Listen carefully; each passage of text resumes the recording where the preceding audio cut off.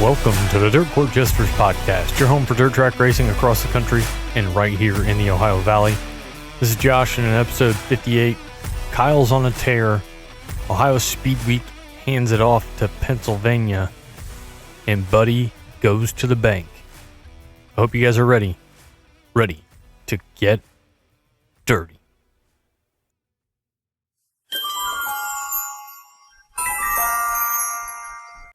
This week in dirt racing history, we're going back to June 26th of 2009 at Limeland Motorsports Park, where the All-Star Circuit of Champions would be on hand. Danny Smith gets the win, Dale Blaney in second, and Greg Wilson would round out the podium. Let me talk to you! This week's talking points want to first start out by talking about Appalachian Mountain Speedweek. It's been extended to July 11th for the finale at Sealands Grove. Greg Satterley sits in first place, 130 points ahead of Trevor Feathers. Kyle Cummins' average USAC sprint car finish so far this season is 2.8. Hang on. I think it just got a tenth of a point better. Dude is on a tear. Matt Tiff posted a video talking about Mansfield Speedway and the plans to race it as dirt for years to come. Tiff does say that should a long-term contract for pavement racing come into play, that could change things, but their focus is going to be dirt. Karting Midwest Race of Champions, upcoming July 26, 2025 race at Clay City Kartway has been postponed. Like everywhere, the weather has thrown a wrench into things for that series. On top of everything else, the year has been thrown off course when Eldora Speedway abruptly shut down their go-kart track in February, forcing them to find a new home for the event on a short notice. And on that note, I'm not sure what's going on with the track there. At one point in time, they were talking about taking the go-kart track out so they could put more camping in. Next thing I know, there's paved entrance and exits and new buildings at the track. I don't know if it's been used maybe once since that money was spent to improve the go-kart facility there at Eldora, but it sounds like they've shut it down once again. I hate to hear that. I loved watching the karts during Four Crown weekend. It'll be interesting to see what happens with Little E moving forward. As Ohio Speed Week comes to an end, Pennsylvania Speed Week is upon us. Friday, June 27th, Williams Grove and $10,000 to win.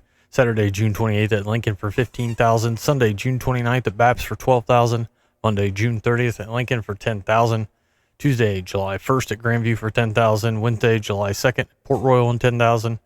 Thursday, July 3rd, Hagerstown and $10,000. Friday, July 4th, Williams Grove and $20,000.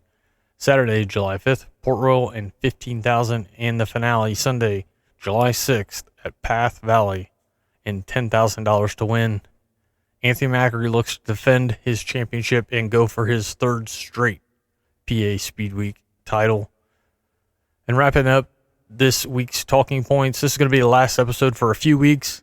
Should have another interview or two to share, but in the meantime, check out past podcast episodes, as well as episodes of Quick Trips and Behind the Rock Screen on the YouTube channel.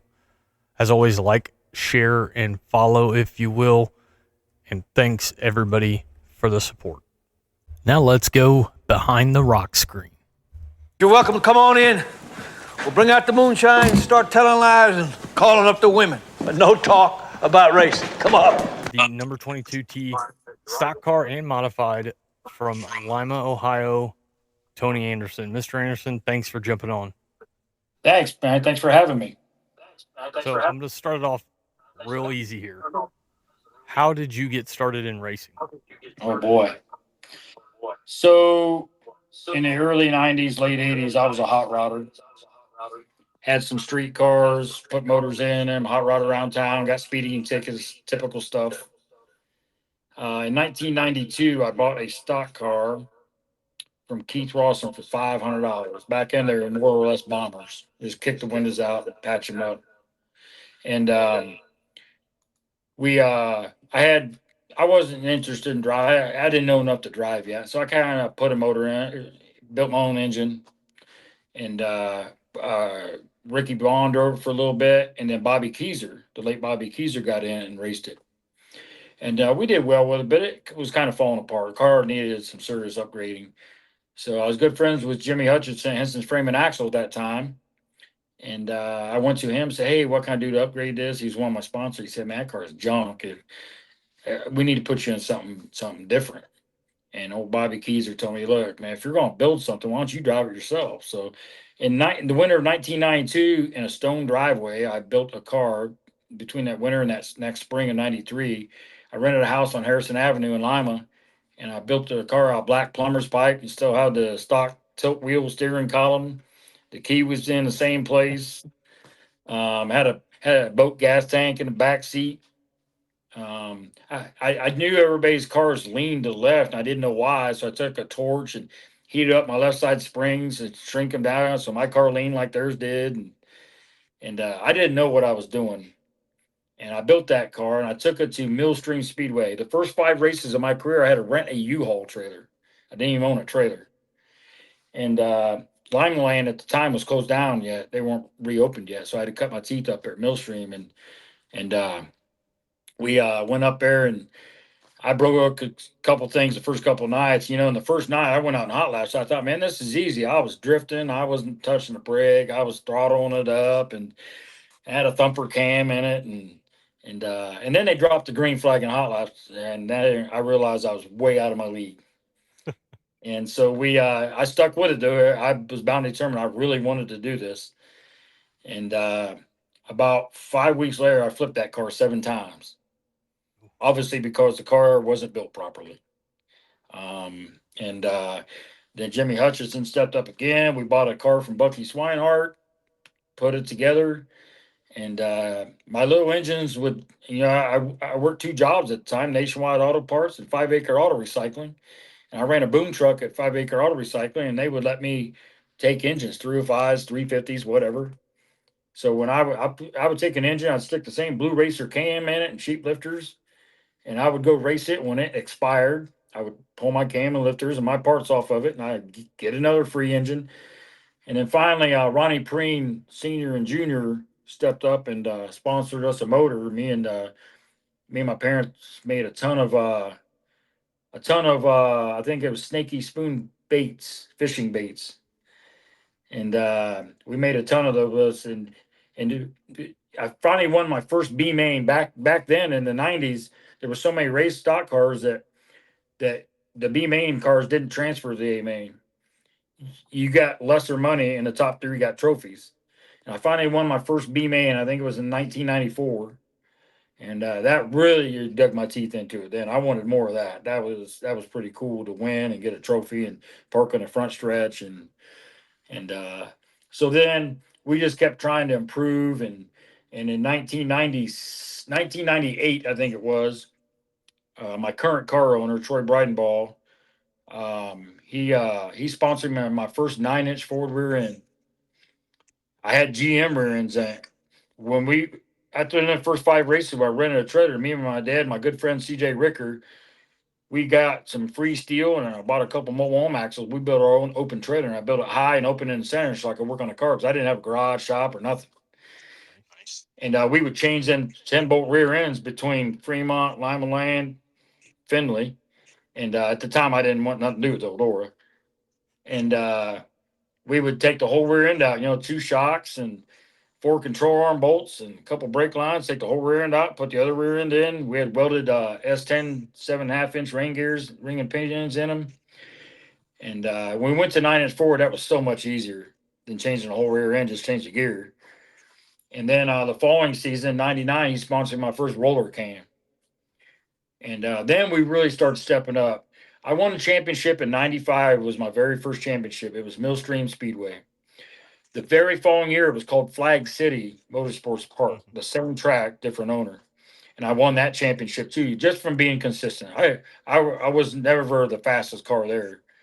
Just being consistent, always finishing races, and I started really focusing on things. And finally in 2000, he come to me and he said, "Hey, me and my family are having a blast. I want to own a car. Write a figure down. I want to buy all your stuff, and you can drive for me." And I pushed the paper back to him and I said, "All my stuff's wore out. You keep me going, you can have everything I own." And that's where me and him got started. And I've won 31 championships, and 29 of them I've won with him. I've won 700. Well, now it's 707 features. Or no, I'm sorry, 407 features in 7 different divisions. And I probably only, I'm going to say I probably won 30 or 40 of those without him being the car owner. The rest him and I have done together. There was many years I won 20 races, 25 races a year, and at a couple tracks. That wasn't counting a couple wins at other tracks we would travel off to. And nowadays we kind of backed off on traveling. The prices of things is so high that it's easy to get yourself overextended. And me and my wife work really hard, and we're in a good spot with our home. My building, my shop's been paid for several years, and I'm not going to mortgage things and go race. I'm going to keep it within my means, and when everything runs out, then we're done. And we've had to really focus because starting last year, I lost some motors from old parts, and I lost a couple lifters and took out a couple cams. We got through that. Then I broke a 7-year-old rod in my good mod motor down Eldora, and it destroyed it. And this year it just kept bleeding over. My engine builder does great. Kevin Frischeri from Calvinated Race Engines at Walpole. He does great building engines on our budget. And the problem with that is our budget sometimes isn't enough. And when you break parts, it can be catastrophic. And just a month and a half ago, I broke a crankshaft in the last good motor I had, qualifying at Lima, and it took everything out. Lost the whole engine, heads, blocked, everything. So we got some things in the fire. We're trying to put some things together. I borrowed a motor off Jesse and Zach Rush out of Indiana. It had some issues. It's still on my floor. I pulled it back out. They're supposed to be getting me some parts. We're going to go try to fix it up for them. It's their engine. And then Craig Dittman hooked me up with a motor. And lo and behold, I went out with it the first night. I put it in the car a week before last, and it dropped the valve seat in the heat race, losing the heat race. So I was a starting park and feature, and we tore it apart. My engine guys repaired the valve seat, put it back together, and we're just trying to keep our heads above water. But I do believe a turning point's coming for us in the next 30, 45 days. We got a decent engine coming as far as we're trying to put one together. I want to get Rush's engine repaired. I think it'll run a lot better with some new parts in it, some new valve springs, stuff like that. It'll help them out. Plus, if I'm able to run for some races, it obviously will help me out. And I'm very thankful that I've got a lot of people, a lot of respect from different races. I've been doing this a long time, and a lot of help from the pit area. That really means a lot. There's a lot to unpack there. I know I kind of blandered on for a while. No. You touched on some stuff that I have written down, so I appreciate that.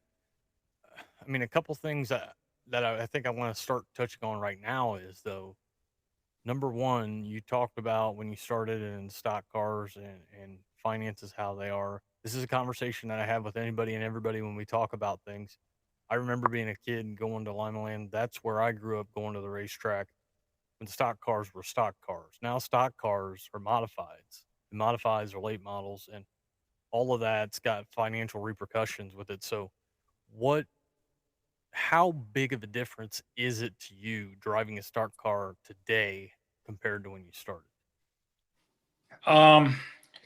Honestly, we pride ourselves on the fact we don't have over $12,000 or $13,000 in our stock car. I don't run high dollar engines. I'm currently driving a stock car I bought off Todd Sherburne the year before last for $7,000, and it came with everything except for the motor. Nice. And we run well with it. Where it really shows is on a super heavy track or a track like Eldora. I'm sometimes not as fast as the top 5 or 6 because I just don't have the horsepower or the, you know what I mean? But I'm okay with that, because at the end of the day, every year we keep running the stock class because it helps pay our bills. We don't have a lot of money in the car, and it's easier for us to make money with it. I've got a new teammate, Devin Helming. He started with us last year. He drives my other car, and he's got a lot of promise. He's a young talent, and I think he's really going to come around, and we're grooming him a little bit. And we kind of built our own modified this all season. We had Todd Sherman put a clip on it, and then my one of my head crew guys, Jerry Webster, he took it from there and fabbed the whole car, built it from scratch. So we don't have a lot of money in it. It's just lacking some motor right now, which I'm working on, trying to sell some stuff and do what I need to do to put something decent under the hood, but I have a really good circle between my car owner, Jerry Webster, Neil Sterling's been my stock car crew chief for years. Keith Mayer helps us out a lot and his family. And my mom's been around it for a long time. Since the end of my first season, she's never really missed a race. And that's 32 years. Yep. And, my wife is a huge supporter. She loves going racing. If she can't, there's no problem with me going racing, and it helps to have people backing your play, not have to fight against the grain on the people you care about when you do this. Because I've been upside down, I've been knocked out, I've been on fire.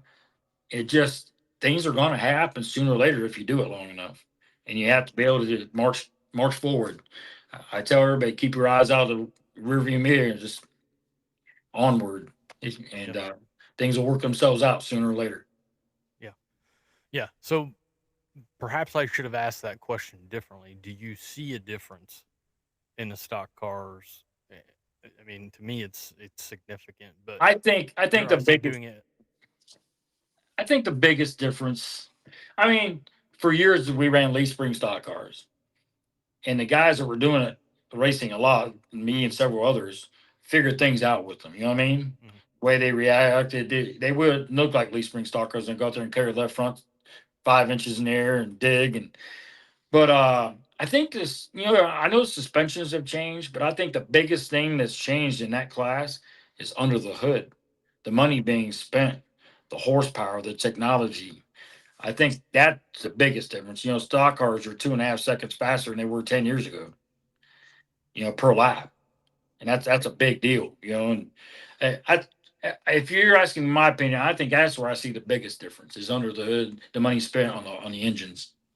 Okay. Okay. And something else you kind of talked about was the help you have and kind of the close knit community within racing, which is something, again, like I told you, like talking about stock cars and modifieds and late models and those kind of transitions over time. It seems like this has been my interaction, and I'm just a fan that likes to go to the track. But in talking to drivers like yourself, um, it's really a close knit community, and I think something that it sets aside dirt track racing from other professional sports where if I want to go to the pits on Friday night, I can come up and say hi to Tony Anderson. Um, I just think that's the coolest thing about dirt track racing. Yeah, it's much more personable, I think, per person, from little kids to grown adults to, yeah, I agree with that. And you get a lot of people, for example, there's a guy come back to my pit area earlier this season, a couple months ago, and he's a full grown man, and I'm not sure of his age, didn't even know his name. He asked if his little boy could sit in the car at the race. I said, yeah, sure. He got down in the car, and he said he's taking his picture. He says, "So what do you think, Billy?" He said, "When your dad was your age, I sat in the same guy's car," and I'm sitting there thinking, "Wow, how long have I been doing this?" But that's just reinforces what you were saying. People come back into pit areas for years and years, and they follow certain people, and they watch races, and they can sit in the cars, and they can talk to their drivers, and they can sit down and drink a soda with them on late nights or whatever.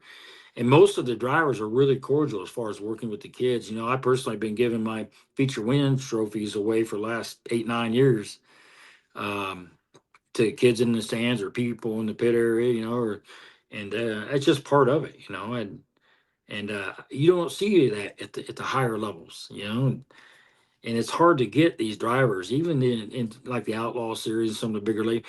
Sometimes it's hard to get these drivers' attentions or have a 2 minute chat with them. And it Yeah. don't mean they're a bad person, just means they're super busy and they're on to the next race because they race 80 times a year. And, Hmm. I race 30 times a year, so I got more time to sit down and talk to you when you come back to pit area. But Right. I think Right. you're spot on that. And it's funny you mention kids sitting in your car because I've been to Lima a couple times this year. The last two times I've been at Lima, I'm pretty sure I ended up behind the same kid in the grandstands. The kid loves you. I don't know his name.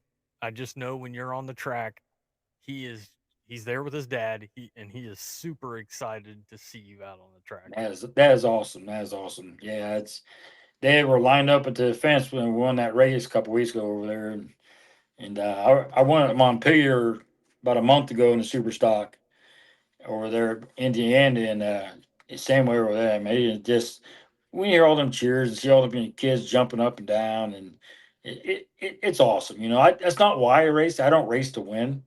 I put that helmet on. I have a lot less stress in life for 20 minutes at a time, and but winning the championships and all these features over the years, and that's just bonus for me. I just I race because I love to race. Yeah, just Awesome. when iRacing come around in 2020, my car owner offered to try and buy me a little iRacing rig. That's not racing to me. I don't want to do that. I get in cars. That's a whole different world to me. Yeah, That's why I started doing what I did. Grew up dirt poor back in the day and just wanted to do something like that. And I got more and more serious with it, and I've dedicated half my life to it, and I love it. it's awesome, and you've been successful at it, like you pointed out earlier. Multiple championships with the stock car, modified championships at Limeland, 31 championships total. 31 total, yes, sir. Out of all of those championships, is there one that stands out to you more than the others? Man, it's because I've won them at Lima, at Millstream, at Lawrenceburg, at everywhere. Probably, I'm going to be honest with you, probably 2016 Lima Land because I won both. I was the first one to win both the super stock and the modified. I was driving modified at Lima for Alan Eric Austin at that time, and then I drove for my car on Troy on Saturdays, and that year stands out to me. That was a really good year for us.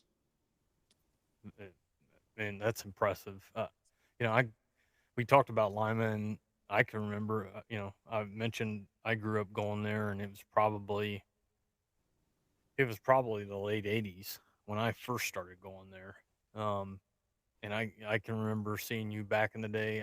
I kind of wondered, you have different paint schemes every now and again. Is there anything behind that? I specifically kind of think back to the older paint schemes. I don't know why I feel like I got like a Miller genuine draft Rusty Wallace vibe. That was a long time ago. Yeah, that was my whole life I've been a huge Rusty Wallace fan. And Bob Davis from Dynamic Signs used to paint my cars, freehand them. And he come up with that paint scheme one year, and I absolutely loved it. And that was man, that had to have been, I'm going to say that was mid to late '90s. I think late '90s. I can't remember the exact year, but yeah, I know exactly the year you were talking about. I was hooked up with the Reynoldses out of Delphus, Okay. Todd and his brothers and his dad and Jack Reynolds, and yeah, that was that car. Yeah, I remember that. My favorite Eh, car eh, was my favorite car was probably 2003. It was the last year in 2001 they started allowing people to have aluminum bodies. I was the last holdout. I was still going to the junkyards in the winter and skinning bodies off cars, and it was the last year I had a steel body in my car, and Bob Davis free-handed lightning bolts on my car. I loved it. It looked wicked. It showed up great in the pictures, and that was 2003. that you mentioned this, and they can do a lot today with the wraps. I mean, Oh they yeah, can wrap these cars and they look sick. But you're talking about the freehand painting, and I mean, forgive the sprint car fan in me, but I think of like tail tanks where hmm they used to like freehand uh, right. the numbers on them, right? And they would do like the gold inlay and the flake and all that stuff. And you talk about you had freehand paint done on your cars as well. A lost art. Yep, I totally agree. Yeah, Scotty Bowersock was a local guy. I used to be wicked. I'm sure he still is. I just don't have it done anymore. But he painted a couple of helmets for me freehand. Man, they were awesome. I know Kurt Wilson with Wide Open Graphics. He does all our wraps down. They look amazing every year. Mhm. Yeah. And one of my favorites is the wrap this year. And then 2 years ago we had a pink, pink and white layout, and I got a lot of compliments on that year too. And And Kurt does an amazing job. Him and his family do these wrap. They wrap tons of cars. They get really busy for several months in the late winter and early spring. And but he does a great job for me now. And I'm gonna be honest with you. I think the wraps honestly help hold the body together. The aluminum bodies. I think it helps. I don't like, some of these guys probably put new body panels on every 3 or 4 weeks. Number one, I can't afford to do that. Mhm. But number two, I don't want to mess with that. I'm too busy trying to figure out how to make my car go faster than the guy next to me. And so when we put these wraps, we use a thicker material, and it really makes the body hold up a lot longer. You talk about. I'm kind of curious about this, and I don't know if it's there or not. But you talk about trying to go faster than the guy next to you, and I can't help but think about all the discussion there's been about traction control and other forms of things you shouldn't be using on your car. Is there anything that you think's going on in the stock car world that you're not a huge fan of? Well, I don't know about traction control. I'm sure it's a high possibility it's out there somewhere. But the thing I'm not a huge fan of is these engines. It's the money being spent on these engines. Now, if you have traction control, it may help you on a super dry slick track, which I just happen to be a really good dry slick driver. A lot of my wins over the years have come on dry slick situations, but it's not going to help you when the track's heavy. So if you're that fast when the track's heavy, that has nothing to do with traction control. Mm. It has everything to do with horsepower under the hood in your $20,000 or $25,000 engine. If I got a problem with anything, it's probably less traction control and more the money being spent under the hood. Okay. Yeah, I definitely hear you there, and I can't help but notice you repping the Dirt Track Truck Series shirt. Oh yeah, Andy's cool, man. He does a lot. Yeah, Andy's a good guy. Yes. yeah. We Yes. got hooked up a few years ago, and some people probably don't realize this, but several years ago, he was on my race team for a couple of years. Okay. Yep, yep. And then he raced stock cars, and he when he started this dirt track truck series a few years back, he started because there was trucks out there and they had no place to race. Mhm. And he has done a tremendous job putting this series together. And I drive a truck for him whenever I'm available or the racing a track. I've had my modified or my super stock at, and I love it, man. I love getting in that thing, going out there and racing, and there's a lot of good drivers out there in that class. I think the class has really stepped up last couple of years, especially people have stepped up their game and they've learned things, but Andy is the truth behind all of that. And I don't think any of that would be around if it weren't for him in his work. Yeah, I actually. So the reason I talked to him was I ran into him at the. It used to be the Piqua Mall. I think it's now like the Piqua Event Center or something to that effect. But there's a car show there every year. I think it was in March, maybe. Mm-hmm. And I ran into him there, and I talked to him for a little bit, and he told me a story about what, like you explained, why he started the series. And I mean, that's the stuff you love to hear. I feel like I don't know if you know Greg Watson with the USEC Midwest Thunder Midgets, him and Chuck Taylor, but I that's know kind of Chuck the Taylor. same. That's Yep. kind of the same premise for those guys. Is like Mm-hmm. we want to have a Yep. series that guys want to race, they can afford to race, and I love seeing that. Yeah, Chuck Taylor is really dedicated to that whole deal for sure. I know that for a fact. Yeah. So you've got a few wins this season, Limeland and Montpelier, and I've read that Montpelier is your favorite track. Is that true, and why? I really like Limaland. Um, but when I go over to Montpelier for whatever reason, it seems like there's so much less pressure on me. I'm just there to race, and there's no expectations. I don't think Limeland does much wrong. I feel like over at Montpelier over the years has been maybe slightly less politics, and that's not really putting Lima down. They have their deal and their focus and the reason they're there, and I've always supported their teams out there racing and the school and university and but something about Montpelier, I get on that track, man, I get all juiced up and you'd think I was a weightlifter. You just took 2 steroid shots. We're going to get behind the wheel when I pull out in that racetrack. I love that racetrack over there. Really happy. It's been through different promoters, and now I think it's settling down. Ryan Sutter bought it, and he's really making strides. That place is really getting popular over there now. And he's even got a whole tour race coming back here in a couple of weeks over there. And I just no rhyme or reason. Nobody's really done anything wrong at Limeland. I really love it over there at Montpelier. Well, I'm glad you said that, and you've been making my job easier because you're kind of leading into every one of these questions that I have listed I in talk a front. lot. That's what I do, man. I talk and I blow up engines. That's my two things in 24 and 25. That's what I do. So you've made every race at Limeland for the last 22 plus years? Yeah. Yeah. When I had my aneurysm deal, um, Lima was already done. And when they had to park me on that deal in 2018, I've got some steel rods and a bunch of hardware in my right leg from eating a dry ice shaft from testing Tune Day at Lima Land in 2001. But we've gotten by that over the years, and yeah, we've managed to support Lima Land since the new owners took it over. I always tell people this. Really, the opportunity for that to be one of the premier facilities, quarter mile size facilities in the country. It's a great facility. And I've been there a few times this season, and I feel like things are going smooth for them this season. It seems like the direction that they're heading to this season in particular is in the right direction. Do you notice anything as a driver there this season compared to Yeah, maybe some in the past? yeah, I think so. I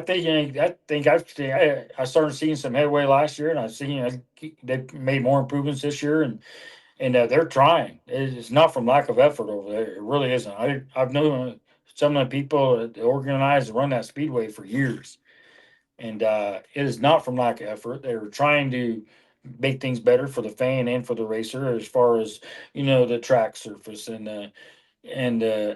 the games during intermission stuff with the kids, and they're more interaction. They brought Jerry Keyser in there as an announcer, which I think is a huge add. What I mean? He keeps the fans involved. He's racing knowledgeable. Um, once again, I'm showing my age because Bobby Keyser was the guy that got me into racing, and that was his dad. Yeah. And I drank a lot of beers with that guy back in the day. But no, I think they've made vast improvements. I love the fact that they started qualifying us, because that pill draw, I hate the pill draw. I really, if I screw up in qualifying, that's shame on me. I control my own destiny from then on. But if I show up 4 weeks in a row and draw a tail in my heat race, it is tougher than ever to make up for that now. Mhm. And then they finally got on board and started qualifying, and yeah, they've done a lot. I think the track has, it started out kind of one lane, but it's kind of turned into multiple lanes lately. They're really working to try and figure that track surface out, and what they have to work with. And I gotta give them kudos on that. Yeah, I 100% agree with you. I think there's been vast strides to try and improve things out there.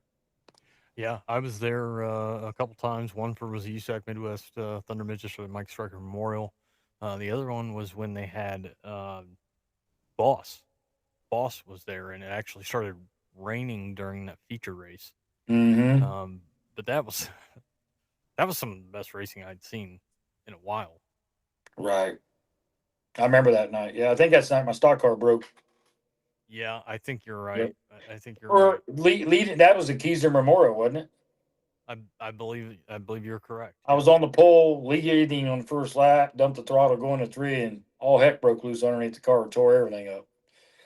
And yeah, that's my only DNF. But that's all it takes to knock you out of the points runs against these people these days. You Yeah. can't misstep at all. You have to be consistent. You talked about the medical issue that you dealt with in 2018. Can you kind of fill us in on that? Like what happened with that? Well, what happened was, reason we even found it was in 2016. I had an unfortunate incident at Limelight. A guy got him out of the left rear coming out of turn 2, and I flipped 4 times down the backstretch. And it tore up the car real good. And, I had a concussion, was bruised up a little bit. I walked away from it. But about a month later, car owner thought it'd be a good idea if I get a wellness check. I had a few concussions, and so I did. And that's when my doctor, she heard something wasn't right, so she sent me to a cardiologist, and they found I had an aneurysm. It was 4.9 when they found it at 16, and he wasn't willing to do anything with it till it was 5.5, and he wanted me to stop doing some of the things I was doing. That was out of the question. Racing, working out, I work out 3-4 times a week, running my shop, working my job. I told him none of that was going to stop until he's ready to fix this. So I carried on with my life for 2 years where they monitored it every 6 months. And then 2018, it started getting a little bigger. And finally, in early August, there it jumped up, and they parked me. I had to quit working and everything. There was a slight insurance discrepancy. I like to tell people my health insurance company tried to kill me, but they probably don't have nothing against me, But he referred me up to Cleveland Clinic, and they said they were too expensive. Wanted to look around, and the fact of life was about 3 or 4 weeks later, pardon my French, but shit hit the fan. And my wife got me up to Cleveland's ER, and we just about crossed the Rainbow Bridge there, and they finally did an 8-hour surgery and put me back together. They saved my valve, but I have a fake aorta because it was so distorted, so my arch is all prosthetic, and it was some of the hardest things I've done for the next 4 or 5 months after that to come back from that. And mentally, I still deal with some stuff. I have some PTSD now, and things going on upstairs. But between my circle of people, family and friends, everybody looks out for me pretty decent, and I get by in life just fine. There's been some slight discussion of disability. I don't want nothing to do with that. I just want people to leave me alone and keep doing my thing. Yeah. Yeah. It's, I can't imagine how you felt when you got the news that you could go back to just doing your normal thing and getting in the race car. I wanted to go back a month and a half earlier, but the cardiologist wouldn't let me. But I will tell you this, though. I've seen now their protocol back then was 5.5 or bigger before they operate. I almost died. They said I had hours to live when she got me up there, and mine was 5.6. And now I've seen, because I'm on some different open heart surgery websites and stuff and chats, and I've seen where now they've moved it up to 5.0. Now everyone's 5.0 or bigger. Now they're willing to operate. And I think that's awesome, because I don't know. I bet back in the day they never checked anybody for cause of death. Right. Oh, he had a heart attack. Well, how many of those times was an aneurysm? Sure. And people are much more aware of it now. Now that they moved up, that's pretty awesome to hear. Yeah, it definitely is, and I'm glad everything worked out for you, and glad we get to see you back doing what you love to do. I'm not usually the fastest car out there, but whether I'm first, 10th, or 20th, I've been told I put on a pretty good show. So we try, That's right. So my question for you to follow up is there anything that you haven't raced that you want to? I think these late models are interesting. I've won in limited late models. I've won in super stocks, bombers, Model Ice was little legend cars. I've won a lot of different, but I've never drove a late model. I think those things are super cool, man. They always get my attention. Short track, big track, doesn't matter. Even if it was a crate late model, I think that'd be pretty cool. My budget will never allow it, but if there's ever a wish list for something to drive that I haven't, it'd be a late model probably. I gotta believe there's somebody out there that'll let you drive their late model. Well, that would be awesome, and I would do my best to oblige if anybody ever asked, but I'm not the type to go out and ask for rides. I enjoy what I'm doing, and I drove for a lot of the different people's cars over the years, and I always got positive feedback, and I tried to help other people setups and stuff. And about 3 years ago, I drove a car. My car broke over at Montpelier, and a guy named Jason Jones had a 27 modified. He said, "Hey, man, jump my car." So I jumped, tell the Fisher. We started 21st, finished 8th with it. And I gave him a big old list of stuff he should change, thought would help the car. He was so set back by that. And he started running a little better after that. And we still talk today, and just stuff like that. You try to give back a little bit. I have a lot of experience. I can shake a car down and give a lot of info, and I'm not shy about it. I'll share everything with everybody. If someone comes up and asks me a question, gear runner, whatever, I'm completely open with it because that's what it's all about. That's awesome. That's awesome. And Tony, I'm not too proud. If anybody has a late model out there that Tony Anderson can drive, get with him. I mean, that's one of the things I haven't drove. I forgot Andy's truck. I won some races in his Yep. dirt truck, his 4-cylinder dirt truck, and like I said, 7 different divisions. But I've never drove a late model. It's the one thing I've never driven. And some people say limited late models are like a late. No, they don't have that big 14-inch tire on the car, and they don't. They're a little more limited on horsepower. And but even those crate lates put on a really good race if you watch them. Yeah. And to me, a good race is a good race. It's Oh, not it's not follow leaders, not one guy half tracking everybody. It's a wide racetrack, 2-3 wide racing, and that's what it's all about. Yep. Yep. I don't care what car it is. If you're giving me that kind of racing, Yep. that's what I'm there for. Yeah, I've never raced a compact, but I've watched Aaron put on 2 and 3 Yeah. wide shows, Yeah. So Yeah. Crown Vics. I've seen yeah. Crown Vics at Lawrenceburg put on a pretty good show. Yep, I've seen that too. Actually, I've seen Crown Vic go one direction on track and come out for the feature and go the other direction on the track. That's something you can't do with the cars I drive. Right. Right. Right. So to follow that one up, do you have a bucket list track that you'd like to race on, or an event that you'd like to run in before you're finally done racing? Man, I don't know. That's tough because I've raced a lot of different tracks over the years, and in 2021, I finally won this one of these big gators from down there in Florida, Nice. and Very nice. I traveled down there for 10 years, not be able to win. That's just a tough deal down there. A lot of money involved, a lot of technology, a lot of smart people walking around, and we finally won one of those. But man, if I had a track on a bucket list, I'm probably going to say honestly, probably Fairbury over in Illinois. And I say that because I've watched it on TV a lot. It's a short track, which is a lot more my game than the bigger tracks. And I just think the racing over there is spectacular. Mhm. And Yeah. I've never raced there. And, a guy asked me last year if I'd go to the Dome and race if they would. But I don't think my wallet could afford that. That's a show for the fans. They replace parts and body panels all week long, And Yeah. I think I'd have to sit that one out. That's not my thing. I don't like to spend a lot of money like that. I hear you.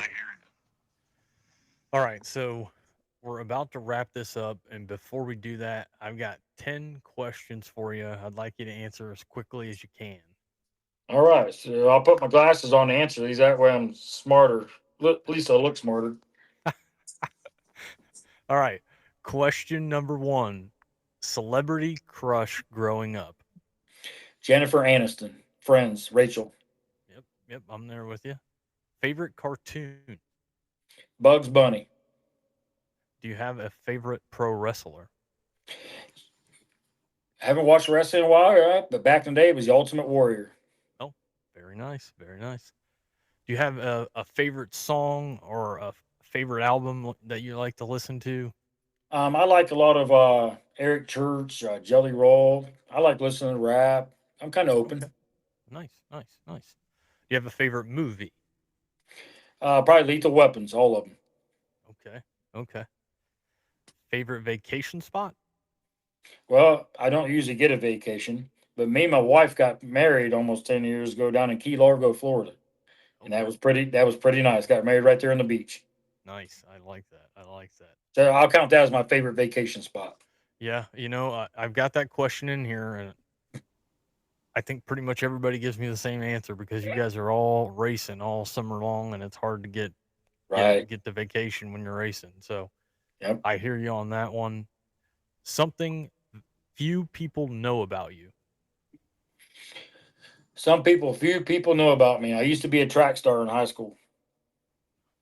What did you run? Mile, 2 mile, half mile, quarter mile. Man, Did all right. Held my own. nice, nice. If you could own one car You get home from work, you hit the garage door opener, and the garage door goes up. What's the car sitting in the garage? 1969 Chevelle Super Sport. Certain color? Midnight blue. Nice. Very nice. Do you have a go-to meal? Pizza. Okay. Any Pizza has got to be my favorite food. Is there a certain place you got to get your pizza from, or is it? I mean, No, I'm open. There's a lot of great pizza places. Some are better than others, but I'm not even going to try and name it because if you say pizza, there's no such thing as a bad pizza to me. right, You know what I mean? yeah. Pizza and donuts. Sign me Ooh, up. glazed donuts, dip in a little milk. Yep. Got me there too. Yep. When I retire, I'm going to travel the country and I'm going to try all the glazed donuts I can. I love glazed donuts. Yeah. I go to Rogers Automotive every Friday morning. She always buys, his wife runs office there. She always buys me a glazed donut and strawberry milk. Nice. My breakfast of champions. That's a good way to start a Friday. Yep. Funniest story that you have either from the track or the shop or on the road? I've got lots of them, but the one I will share, I haven't told this, it's been a few years. So Lawrenceburg's currently a big track. Before it was a big track, it was a short track. I won a lot of races down there. I've down there every Saturday for years. And at the end of the night, I'd get hooked up with another racer named Steve Gaines. And we would supply water balloons, and he had a slingshot. Two people would hold it, and I'd shoot balloons. We'd shoot them all across the track, shoot them at people. Well, one night we were shooting really far, all the way across the track, trying to hit people in the pay line as a concession stand. And one went up into the stands, and we watched somebody fall down, and we all got real quiet. And then people started heading our way on a four-wheeler. So I'm like, okay, everybody starts gathering, putting the balloons away. They come over there, and by chance, they were all laughing about it. But my slingshot hit a lady's prosthetic leg and knocked it off in the stands. And that was talk of the town for months at Lawrenceburg, Indiana. Oh, so that's got to be one of my many, many favorite stories. And we're talking 200 yards away. That's impressive. Yeah, I couldn't believe it. And for months, I rolled in that track, and people would bring that up. Oh, I can only imagine. Man, you might hear that. You might have somebody ask you to repeat that story again here soon. It was something, I got to tell you. Oh man. Well, Tony Anderson, I appreciate you coming on. Before we finally close shop up here, where can everybody follow you? Do you have any merchandise? And do you have sponsors that you'd like to thank? We have a limited amount of shirts that we're going to soon get that we'll keep in treasure, just a limited amount. But there's a website on my racing Facebook page, TonyAndersonRacing.com, that people can order hoodies, shirts, whatever, with our new stuff, our updated sponsors and everything. For a budgeted team like us, I just can't afford the overhead to go out and buy a whole bunch of shirts and stock them in the trash. So we try to stock a few, and we set up that website a few years ago so people could get on there and buy whatever they wanted to buy with our logos, our names on it. And that, a percentage of that money goes back to us. They helped us with the race team and stuff of that nature. It's a good way to go about doing that. So sponsors that you'd like to thank? We've had some good sponsors for a long time. I actually picked up a couple new ones just this year. One of them just come to us a couple weeks ago. And it was great timing because we put it on the car the week I won at Limelight, so it worked out good. But Mid-American Cleaning Contractors, Texas Roadhouse has been with me for a long time. Rogers Automotive Repair out of Lima, Ohio. Web Insurance, Quality Mechanical Services here in Lima, plumbing and heating. All Service Glass is one of our new sponsors this year. Burton Construction, Bigsby Coffee out of Lima, Ohio. Childs Lehman Funeral Home Services, Simplified Flooring out of Elida, Ohio.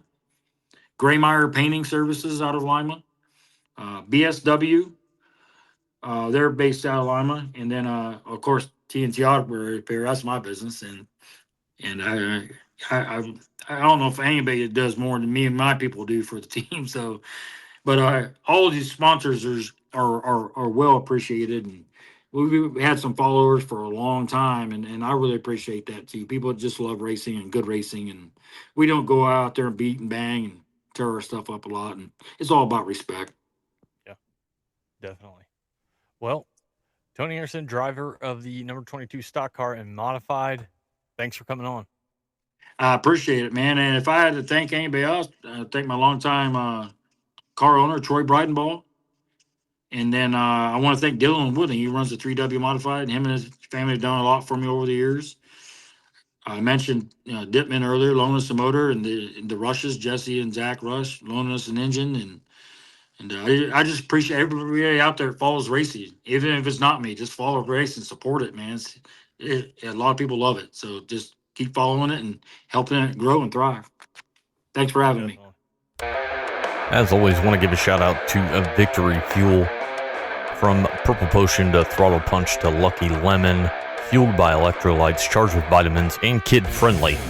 Fuel your victory at drinkvictory.com and use the code Jesters10 at checkout to save. Drinkvictory.com and use the code Jesters10 at checkout to save. I drank a beer. I drank another beer. 3 beers. 4 beers. Oh no. This week's race recap and racing to come, starting with June 15th, Bridgeport Motorsports Park, Appalachian Mountain Speedweek. Greg Satterley gets the win, Brian Bernheisel in second, and Jacob Piper in third. Millstream Ohio Speedweek Night 3, the All-Star Circuit Champions, Bryce Lucius with the win, Cap Henry in second, and Tim Schaefer in third. USAC Midwest Thunder Midgets also there, where Tyler Nelson gets the win. Jacob Boxell goes from 23rd to second, and Matt Lux would round out the podium. June 16th, Wilmot Dirt Car Summer Nationals held tour for the late models. Drake Troutman with the win, Jason Fager in second, and Joseph Joyner in third. Wayne County Speedway, Ohio Speedweek Night 4 in the Duffy Smith Memorial for the All-Star Circuit of Champions. Bryce Lucius with the win, Cap Henry in second, and Danny Dietrich in third. June 17th, Casino Speedway, US MTS. Tanner Mullins gets the win, Reese Solander in second, and Rodney Sanders in third. Davenport in the Dirt Car Summer Nationals with the late models. Ryan Gustin with the win. Jake Tim in second. And Ashton Winger in third. Eldora and Ohio Speedweek Night 5. You can tell it's been wet here as the ruts were present in the turns at Eldora. The All-Star Circuit of Champions, Emerson Axum gets the victory. Brock Zierfoss in second. And Caleb Henry in third. Parker Price Miller was reeling in Axum but had a mechanical issue ending his night. It would have been interesting to see this go a few more laps as Zierfoss seemed to be on the move and reeling in Axum as well. Emerson Axum would be your winner. In the 410 non-wing, Dason Pursley gets the win. Cale Coons in second and Corbin Hazlett in third. June 18th, Bridgeport Motorsports Park, USAC Sprints. Justin Grant with the win. Mitchell Moles in second and Briggs Danner in third. Houston's and High Bank Nationals with the World of Outlaw Sprint Cars. Kyle Larson with the win. Spencer Baston in second, and Michael Kofoid in third. Off-Road Speedway with US MTS, Rodney Sanders with the win, Gary Christian in second, and Joe Chisholm in third. June 19th at Big Diamond with the USAC Sprints, Justin Grant sets a new track record of 14.52714. 0.527 for Justin Grant. But in the end, Kyle Cummins gets the victory, Mitchell Moles in second, and Dason Pursley in third. Houston's in the World of Outlaw Sprint Cars, and the Houston Hustle for $100,000 to win. Michael Kofoid gets the win, Bill Baylog in second, and Kyle Larson in third. Lee County Speedway, Dirt Car Summer Nationals with the late models, Tyler Erb with the win. Chris Simpson in second, and Mark Wagner in third. The mods, Drake Troutman gets the win, Trevor Neville in second, and Chase Holland in third. Skagit and Super Dirt Cup Night 1, Narc King of the West, Levi Klatt pulls off the win at Skagit Speedway. His first 410 win on Night 1 of the Super Dirt Cup. Klatt and Peck would exchange sliders and bang wheels. Klatt takes the lead with 1 to go. Peck takes it back, but the caution comes out, and after the restart, Levi Klatt was just too much. Levi Klatt gets the win, Justin Peck in second, and Shane Golbeck in third. Waynesfield and Ohio Speedweek Night 7, and the Jamie Miller Memorial and the All-Star Circuit Champions. And will you look at that, a very familiar name in the lineup, the Wild Child, Jack Hodenshield joins the field. Jack qualifies 6th in his group before scratching, but still cool to see the wild child back on the track. In the A main, Parker Price Miller gets the win, Danny Dietrich in 2nd, and Tim Schaefer in 3rd. The USAC Midwest Thunder Midget's also there. Bryce Massengale gets the win, Jacob Boxell in 2nd, and Luke Hall in 3rd. June 20th, Circle City, Indiana Pro Late Models. Brent McMillan gets the win, Trent Green in 2nd, and Zach Burton in 3rd. The Midwest Thunder 410s, Ricky Lewis with the win, Jaden Rogers in 2nd, and Ty Mahako in 3rd. MMSA, Brendan McLaughlin gets the win, Brandon Coffey in 2nd, and Johnson Ginder from 17th to 3rd.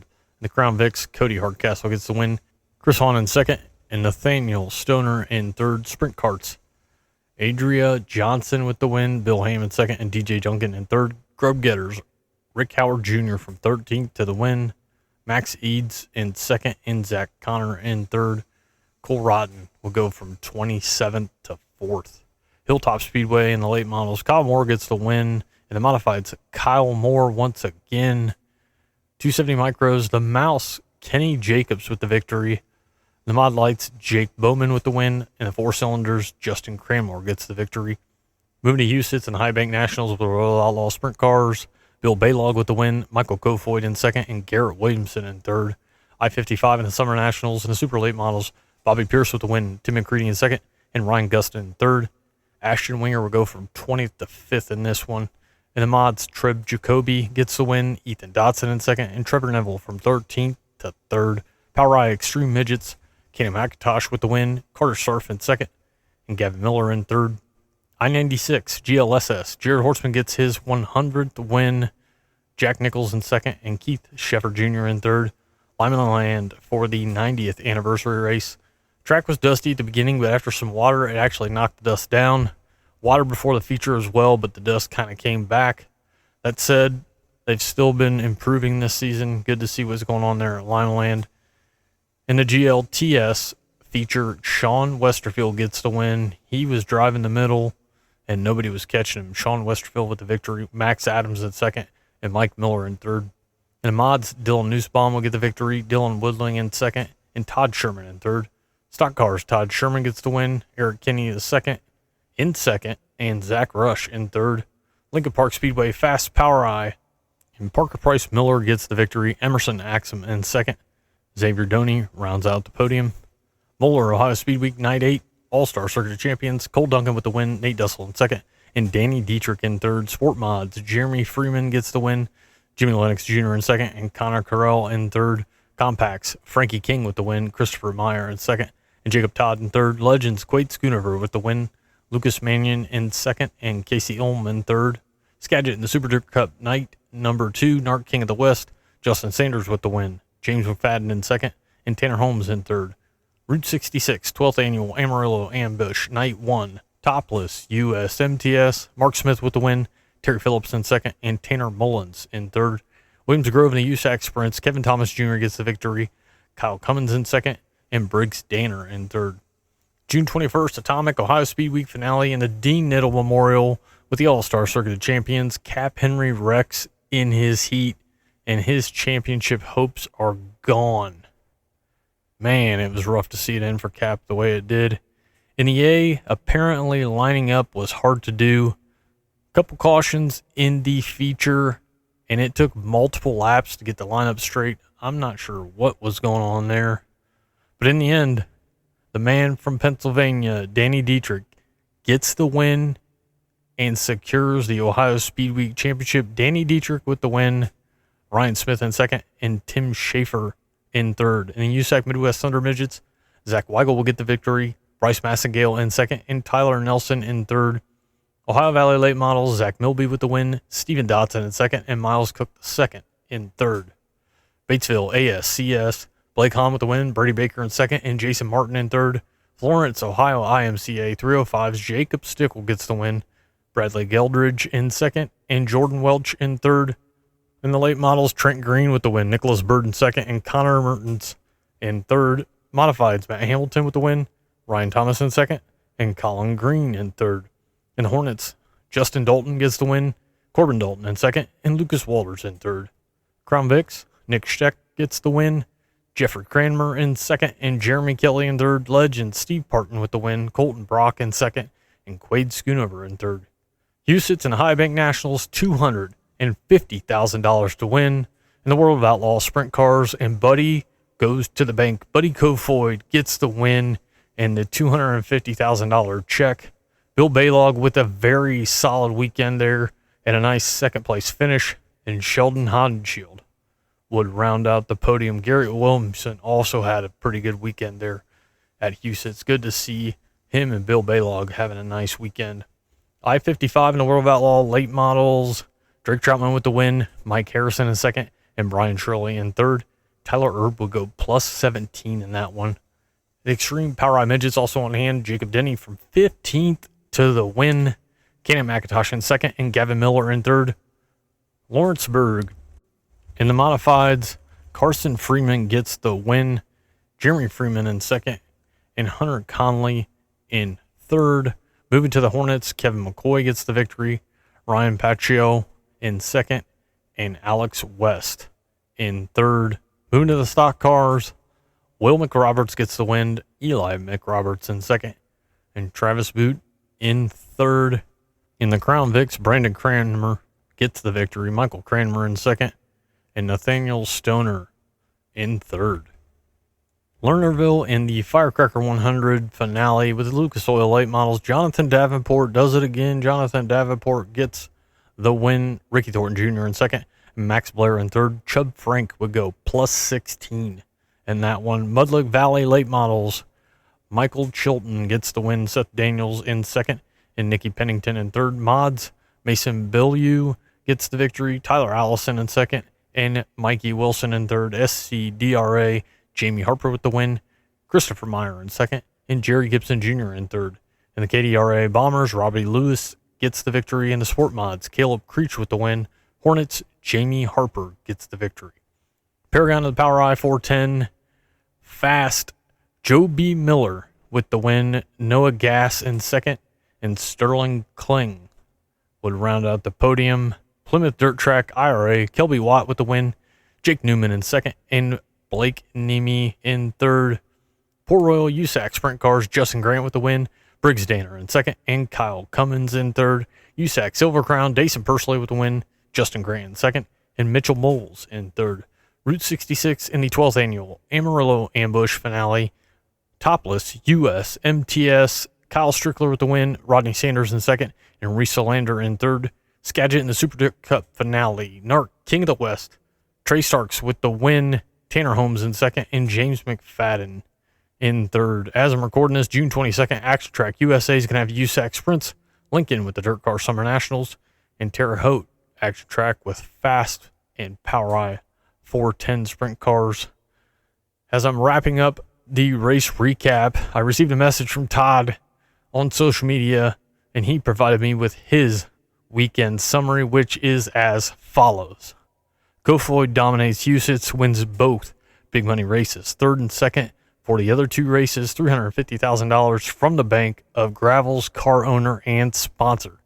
Gravel with the fourth, and sixth. Consistent, but that's got a sting, not winning at least a race at the owner's facility. Trey Starks takes the $100,000 NARC King of the West race at Skagit for the Super Dirt Cup that I don't think anyone east of the Rockies knew about beside Brent Marks.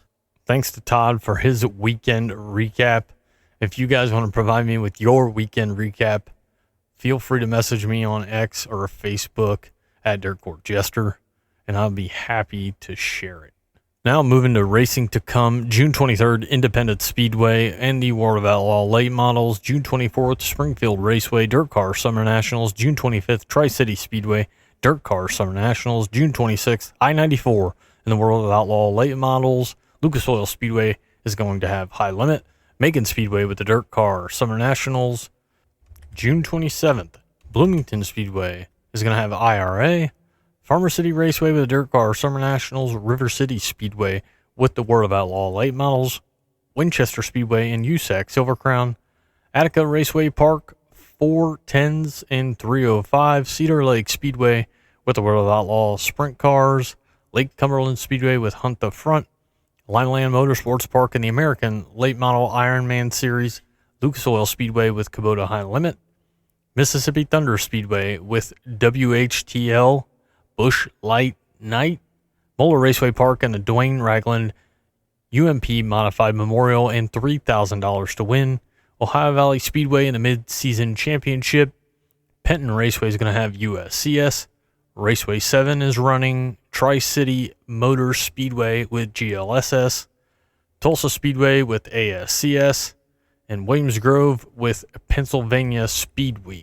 Saturday, June 28th, Atomic's going to have Fast, Fremont's going to have the USAC Midwest Thunder Midgets and the USAC Sprint Cars, Highland Speedway is going to have the Dirt Car Summer Nationals, Norman County Raceway with the World of Outlaw Late Models, Pittsburgh PA Motor Speedway is going to have free grandstand admission, 35 Raceway Park, Ohio Valley Legend Car Series, Butler Speedway with IRA, Cedar Lake Speedway with the World of Outlaw Sprint Cars, Crystal Motor Speedway with GLSS, East Alabama Motor Speedway with USCS, Florence Speedway with Hunt the Front, Goods Raceway is running, Lincoln Speedway with Pennsylvania Speedweek, Lucas Oil Speedway with High Limit, Michaels Mercer Raceway with the All-Star Circuit of Champions, Mount Pillier Motor Speedway with the American Late Model Ironman Series, Mudlick Valley is racing, and Tulsa Speedway's got ASCS.